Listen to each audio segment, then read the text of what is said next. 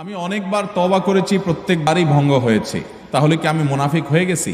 না ভাই, তওবা হওয়ার পর তওবা ভেঙে যাওয়াটা অস্বাভাবিক নয়। আপনারা খুশি হবেন শুনে, আমাদের রব আল্লাহ রাব্বুল আলামিনের একটা গুণবাচক নাম হলো তাওয়াব। কি নাম ভাই? তাওয়াবের মানে জানেন? আল্লাহু আকবার। রিপিটেডলি, বারবার যিনি বান্দার তওবা কবুল করেন। এই জন্য ভাই, একবার গুনাহ হয়ে গেছে, আল্লাহর কাছে তওবা করেছেন, চেষ্টা করছেন যে আর যেন না হয়, কিন্তু আবার শয়তান কাত করে ফেলে দিয়েছে, আবারও তওবা করে ফেলবেন এবং দুর্বল হবেন না। এখানে ইবলিস আপনাকে বলবে, তুই এতবার একই কাজ করে তওবা করছস আল্লাহর কাছে, আবার কোন মুখে তওবা করবি? থাক, বাদ দে।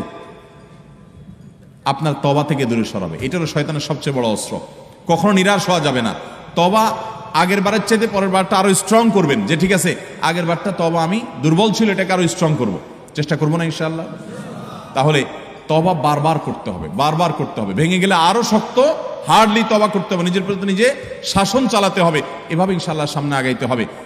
ভারতবর্ষের একজন কবি বলেছেন, আরে ইয়ে কুস্তি তো হয় অমর ভর কি, কবি ও দাবালে কবি তু দাবালে।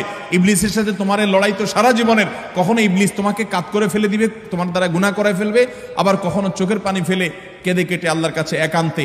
ভাইরা, কিছু নির্জন সময় কাটানো দরকার। আমাদের কোনো নির্জন সময় নাই।